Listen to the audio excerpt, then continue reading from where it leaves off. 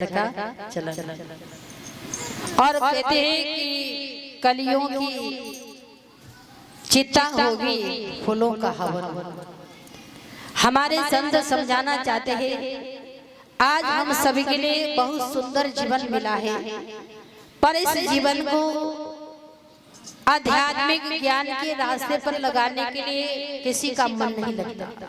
सभी लोग कहते हैं खाओ पियो मौज करो ऐश आराम करो, क्या रखा है जिंदगी में, पर यही ऐश आराम एक समय जिंदगी को हराम कर देता है। तो हमें जीवन में कहते विज्ञान के भक्तों को समझाना चाहे वो समझना नहीं चाहता, और वो कहते हैं कि अरे हमको सभी ज्ञान है, हमें समझाने की आवश्यकता नहीं, और हमें अपने कर्म से ही इस संसार में जो रामायण के अंदर हो रहा है, हम अपने कर्म से ही हम सच्चाई को, धर्म को, कर्म को सब खत्म कर देते। तो हमारे संत कहते हैं आध्यात्मिक रास्ते पर चलना है तो हमें इंसान है तो इंसान बनना होगा। इंसानियत के रूप में भेड़िया फिरते हैं तब हंस कहते हैं कैसे दुनिया में अमन होगा। नाम तो इंसान के रूप में है और मन के अंदर प्रेम नहीं है, मन के अंदर सद्भावना नहीं है, मन के अंदर ज्ञान के प्रति भूख नहीं है, मन के अंदर भक्ति के प्रति रुचि नहीं है। और जब तक भूख और रुचि नहीं होती है तो हम डॉक्टर के पास जैसे किसी को भूख नहीं लगी और खाना हमारा सही तरीके से खाया नहीं जाए तो किसके पास जाते? वैद्य जी के पास, डॉक्टर के पास। डॉक्टर साहब हमें भूख नहीं लगी, कोई ऐसी दवाई बता दो ताकि हमारा भूख लग जाए, जो हमने दिन रात कमाया है वो कम से कम आराम से खा सके। पर वैद्य के पास जाएंगे संसारी कमाई को खाने के लिए कि हमें भूख नहीं है, भूख नहीं है। पर कभी हमने अकेले बैठ कर के सोचा कि हमारे आध्यात्मिक ज्ञान के लिए हमारे आप के पास भूख नहीं है, और कभी भी हमने ये नहीं सोचा कि हम किसी के पास जाएं इस भूख को जगाने के लिए कोई मंत्र, कोई विद्या, कोई शिक्षा, कोई संगत हम प्राप्ति कर ले, ये कभी हमने सोचा? जैसा करोगे संगत वैसी चढ़ेगी, और जैसा खाओगे अन्न वैसा होता है मन, और जैसे पीते हैं पानी वैसा होता है। भगवान ने हमारे आप के लिए क्या नहीं बनाया? भगवान ने हमारे लिए बहुत कुछ बनाया, पर हम उसको भूल जाते हैं। जो भगवान से प्रेम करता है उसे सत्संग से वो दूर नहीं जाता। जो भगवान के ज्ञान से प्रेम करता, ज्ञान की बात आती है, हम सभी लोग राम राम करते हैं, कृष्ण कृष्ण कहते हैं, ओम नमः शिवाय कहते हैं, कोई जय माता की कहते हैं, और जिसने जिसको अधिक माना उसी के नाम जुबान पर आता है। जिससे आपने प्रेम किया उसका नाम आता है। आप जिसको प्रेम करते हैं आप ही बैठ करके सोचिए, क्या आप उसको याद करते नहीं? क्या उससे आप बात करते नहीं? आपको जिससे अधिक प्रेम होता है एक आवाज सुनने के लिए तरसते हैं, आपको जिससे प्रेम होता है उसकी शक्ल देखने के लिए तरसते हैं, आपको जिससे प्रेम होता है उससे मिलने के लिए तरसते हैं। पर आपने संसार से प्रेम किया और संसार की चीज को पाने के लिए तरसते हुए संसार में भाग रहे हो, लेकिन आपने भगवान से प्रेम किया होता तो भगवान के भक्ति के लिए आप भागते। तो हमें क्या है? भक्ति के लिए अपना जीवन को लगा। तो भक्ति हमारे अंदर कैसे आएगा? कहते हैं संगत से गुण आता है, संगत से गुण जाए, कांस मांस मिश्री एक ही भाव, संगत से गुण आता है। और संगत से हमारा ध्यान केंद्रित होना चाहिए, हमारा मन भजन में कैसे लगे। इसके लिए आपने अक्सर सभी के बच्चे हैं और सभी अपने बच्चों को स्कूल में भेजते हैं, और स्कूल वाले कहते हैं कि आपके बच्चा पढ़ाई में कमजोर है तो माँ बाप को चिंता सताने लगे, और वो सोचते कि मेरे बच्चा पढ़ाई में कमजोर ना हो तो बीच में क्या करते हैं? ट्यूशन के लिए टीचर कि चाची ये टीचर की बात सुनेगा, मानेगा, और इसके दिमाग में बात बैठेगा और उससे ट्यूशन लगा। लेकिन कभी हमने ये नहीं सोचा बच्चा रोज स्कूल में जाता है, रोज पढ़ाई करता है, उसके बाद भी हम अलग से ट्यूशन क्लास लगाते हैं ताकि उसकी माइंड से भूल न जाए। पर भक्ति क्या है, साल में एक बार कर लो, 6 महीना में एक बार कर लो, 6 महीना में गंगा नहा लो, 6 महीना में कथा करा लो, 6 महीना में कहीं चले जाओ, वो हम भक्ति समझते। भोजन सुबह खाया तो दोपहर को जरूरत, दोपहर को खाया तो शाम को जरूरत, और भगवान के भजन हमें जरूरत नहीं, क्योंकि ये श्वास परमात्मा ने दिया है, ये श्वास अनमोल है। ये अनमोल श्वास को पकड़ के कई बार समाज के देखा देखी भक्ति में इंसान उलझ जाता है। एक बार एक व्यक्ति के मन में आया, मैं भगवान को मानता था, और वो भगवान को मानता भी नहीं था, किसी पंडा, किसी पुजारी, किसी की वो बात मानता ही नहीं था। एक दिन उसके मन में आया कि मैं जीवन में भगवान को नहीं मानूंगा, लोग लाज के लिए दिखाने के लिए गंगा नहाने चला जाऊंगा। पर वो गंगा चला गया। जैसे ही गंगा गया तो भगवान की तो सबकी बात मालूम थी। भगवान के मन में आया कि ये भगवान को मानता नहीं और कहता है कि मैं ही सब कुछ हूँ, मैं परिवार को चलाता हूँ और मेरे बिना तो कुछ होता नहीं, और ये मानता नहीं है, तो इसे मनाना तो मेरा कर्तव्य है। भगवान जब वो स्नान करने के लिए गंगा के किनारे गए, कपड़ा उतारे, जैसे गंगा जी में डुबकी लगाए, उतने में भगवान प्रकट होकर के आए और उसकी मुंडी पकड़ के पानी के नीचे ही। अब वो छटपटाए, कौन है, मुझे पानी में दबा दिया, मैं मर जाऊंगा, मर जाऊंगा। तो भगवान कहते हैं, उनने भेष बदला हुआ था, भगवान कहते हैं बेटा बताओ तुम्हें पानी के नीचे अधिक किसकी आवश्यकता पड़ी? पत्नी की, मकान की, बेटा की, पुत्र की, धन दौलत, किस चीज की आवश्यकता तुझे अधिक सताया? अरे उस समय तो मुझे कुछ नहीं याद आया, उस समय तो मुझे सिर्फ वो चीज याद आई कि मुझे सांस कैसे चल जाए, मेरी सांस कैसे चल जाए, मेरी सांस रुक के जा रहे हैं, मर जाऊंगा,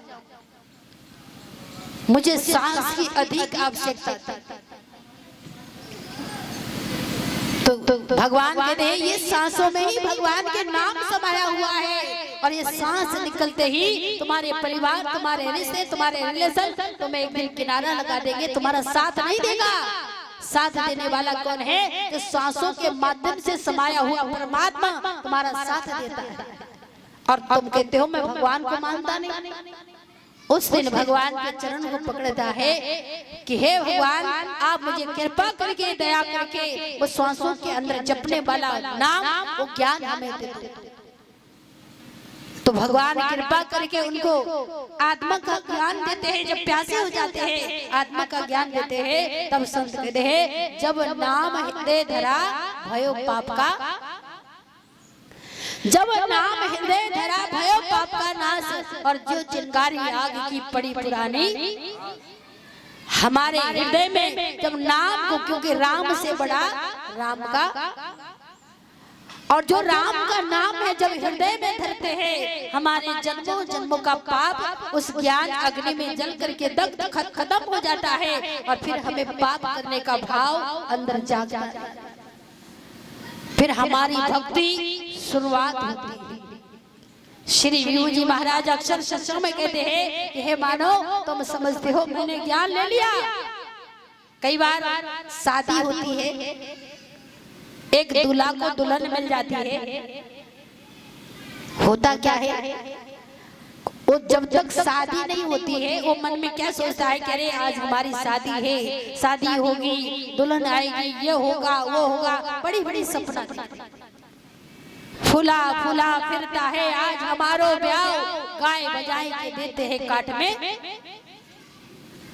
क्योंकि हमारी शादी के बाद हमारे उलझने शुरू होती है, जिंदगी पूरा नहीं होता। हमने काट में पांव दे दिया, और काट में पांव देने के बाद जिस उलझन में आप उलझे हो उसको सुलझाते सुलझाते आपके जीवन चला जाता है।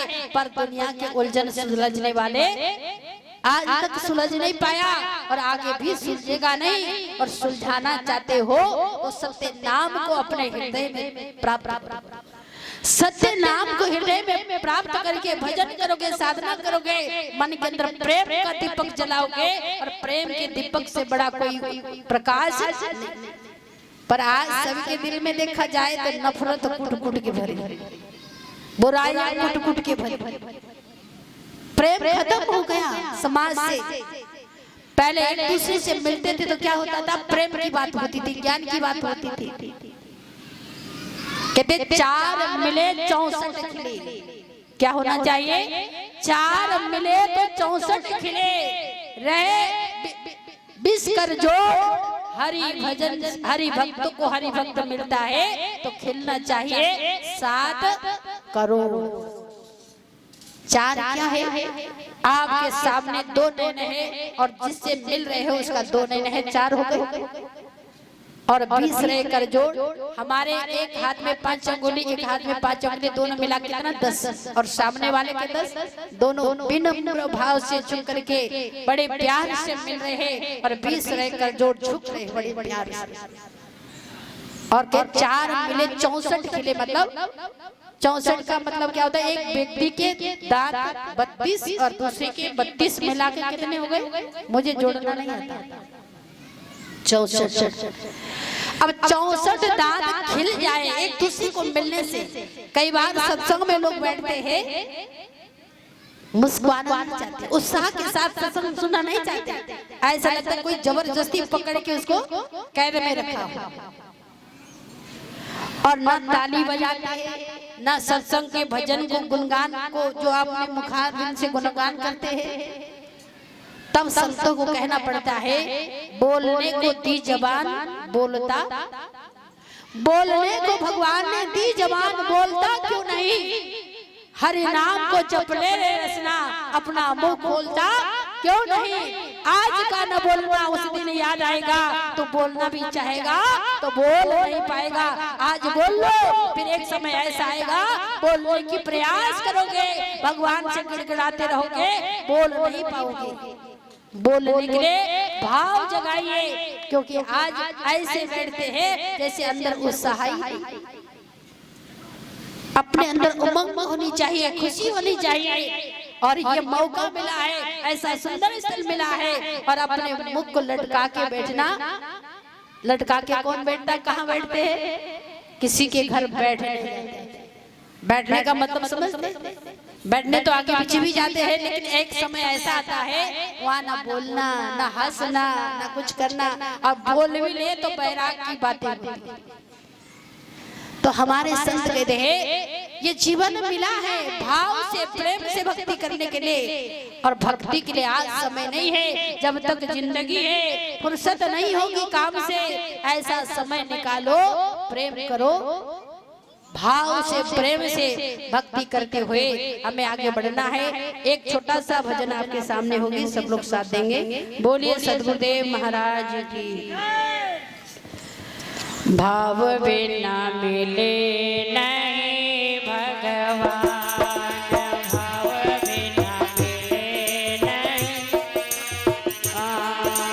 ओ भगवान को भजने वाले, ओ भगवान भजने वाले, अरले मन में ध्यान, भाव बिना मिले नहीं भगवान, भाव बिना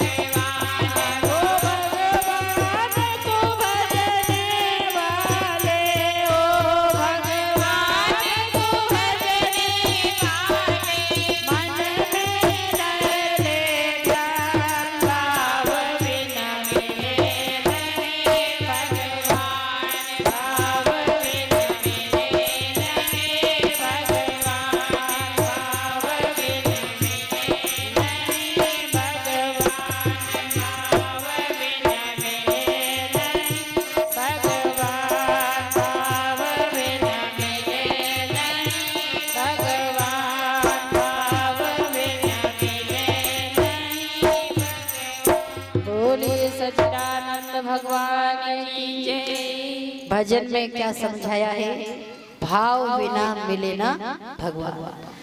भाव का भूखा हूँ, भाव एक सार है, भाव से भजन साधना करना प्राणी तेरी नैया।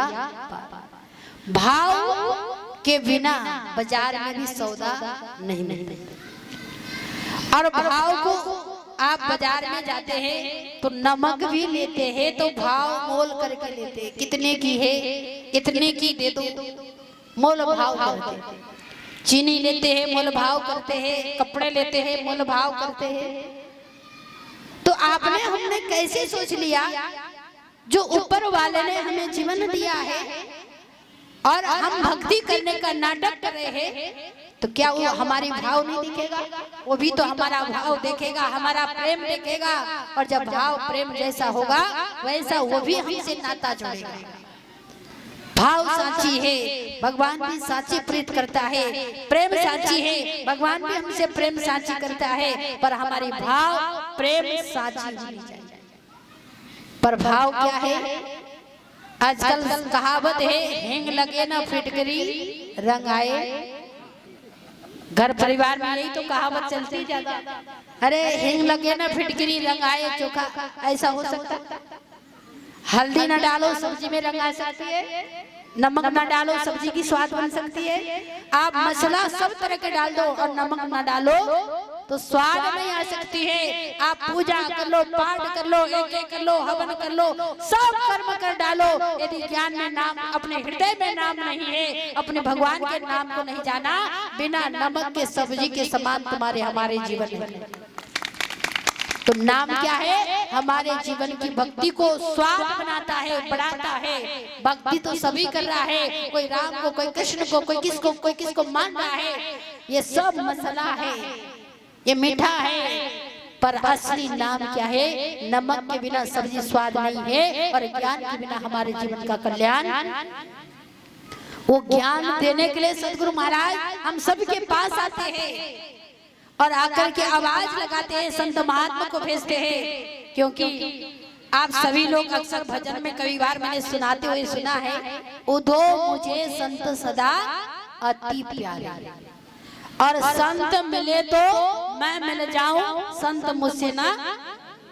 अब संत मुझसे न्यारे नहीं, एक भगवान कह रहा है। पर आपके हमारे दृष्टि में क्या है संत?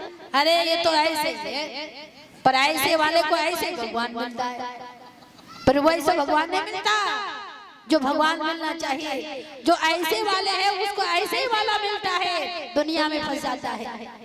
हमें भगवान चाहिए तो भक्ति का भाव जगाना है, तो सच्ची प्रीत साची प्रीत करते हुए हमें आगे बढ़ना है। आज देखिए इस प्रांगण में सत्संग हो रहा है। कहते हैं जिस धरती पर सत्संग होता है ये धरती पवित्र हो जाता है, क्योंकि पवित्र भगवान शंकर माता पार्वती को लेकर के समाज में भ्रमण करने के लिए निकलते हैं। मठ आता है, मंदिर आता है, बड़े बड़े आलीशान मकान आता है, भगवान शंकर कहीं भी प्रणाम नहीं करते। एक घोर जंगल में जाकर के, जंगल के बीच में जाकर के धरती को प्रणाम करते हुए माता पार्वती ने शंकर को देखा और शंकर जी से कहते हैं, हे स्वामी हमें ये बताओ आप इस धरती को प्रणाम क्यों कर रहे हो? आपने सोने चांदी वाले मकान भी देखा, मठ देखा, मंदिर देखा, सब देखा, पर आपने कहीं भी प्रणाम नहीं किया, पर इस धरती पर प्रणाम क्यों किए हो? तो उन्होंने संशय को दूर करने के लिए कहते हैं, हे उमा तुम नहीं जानती। बोले आज जनाओ, हमें बताओ कि आप इस धरती को प्रणाम करने का राज बताओ। तो भगवान शंकर कहते हैं, देखो इस धरती पर ऋषि मुनि ने, संत समाज ने ज्ञान की अविरल धारा, अविरल गंगा बहाया था और बैठ करके भगत ने सत्संग सुना था, और इसलिए ये धरती पवित्र और महान है, और इस धरती पर मैं प्रणाम करता हूँ। एक बार नहीं, दो बार नहीं, 1000 बार प्रणाम करता हूँ। भगवान शंकर की ये उद्घोष। जिस धरती पर सत्संग होता है वो धरती पवित्र हो जाता है, महान हो जाता है। बाहर का कचरा देखोगे तो आप सोचोगे कचरे तो तुम्हारे पेट के अंदर भी, सोच में तुम भी जाते हो, मल मूत्र तुम भी साफ करते हो, सभी कुछ करते हैं, दृष्टि से देखा जाए, हम जो कर्म संसार में जो कुछ लोग करते हैं, सभी लोग सभी कर्म करते हैं, सभी वर्ण, क्योंकि हमारे शरीर को ही चारों वर्ण का बताया है। हमारे शरीर ही चारों वर्णों से घिरा हुआ है। हमारा सिर क्या है? ब्राह्मण है। भुजाएं क्या है? क्षत्रिय। पेट क्या है? और पैर क्या है? शूद्र। जब हमारे शरीर ही चारों वर्णों से घेरा है, तो समाज में कौन ऊंचा और कौन नीचा है, ये हमारे दृष्टि पर इसलिए नजर बदलोगे तो नजारा बदल जाएगा, सोच बदलोगे तो सितारा बदल जाएगा। किस्तियां बदलने से कुछ होने वाला नहीं। अपना रुख, अपना व्यवहार, अपना स्वभाव बदलो तो तुम्हें किनारा चाहिए। तो अपना रुख, अपना व्यवहार, अपना स्वभाव, क्योंकि हम लोग गुरु महाराज जी क्या कहते हैं, सर्वे भवन्तु सुखिनः सर्वे सन्तु निरामय। सारा संसार सुखी होने का कामना गुरु महाराज जी करते हैं, संत करते हैं। सबको एक कुटुंब, अपना परिवार मानते हैं। तो गुरु महाराज जी का परिवार क्या हमारा परिवार? गुरु महाराज जी कहते हैं, जिस घर में साफ सुथरा है, खान पान पवित्र है, वो घर महान है। और जिस घर में खान पान पवित्र नहीं है, और जो चीज हमारे घर में आना नहीं चाहिए वो चीज नहीं है, तो कोई भी घर है वो अपवित्र है। सीधी सी बात। जो भी घर है, जिस घर में जो चीज खाना नहीं चाहिए, आजकल क्या है ना, काली थैली में लोग बाजार में से खरीदने जाते हैं और काली थैली में लेकर के आते, अरे बना इसको बना ले। अब बनाएगा क्या? उसकी जिंदगी तो बिगड़ गई, उसको जिंदगी तो बिगाड़ दिया। पर आप संत कहते हैं, उसके जीवन को देखे और हमारे जीवन को देखे। एक मुर्गी गंदगी, आपने थूका हुआ थूक खाता है, आपने किया हुआ गंदगी को खाता है। एक सुअर गंदगी को खाता है, एक मछली तालाब की साफ करता है, नदी गंगा की साफ करता है। पर हम मनुष्य कितने ऊंचे, कितने पोस्ट ऊंचा है, उसका ऊंचा पोस्ट है ना मनुष्य का, वो तीनों को सफाई कर जाता है, करता ही नहीं। पहला सुअर कौन सी है? पहला सुअर है मछली भाई, जो करती है जल की। पहला सुअर तो मछली है भाई, जो करती है जल की सफाई। और दूसरा सुअर तो मुर्गी है भाई, जो करती खलियानों की सफाई। तीसरा सुअर तो सुअर है भाई, जो करती है गंदगी की सफाई, जो हम आप गंदगी करके आते हैं उसकी सफाई करता है। और चौथा सुअर, सबसे बड़ा सुअर तो मानव है भाई, जो कर जाता है तीनों की जीवन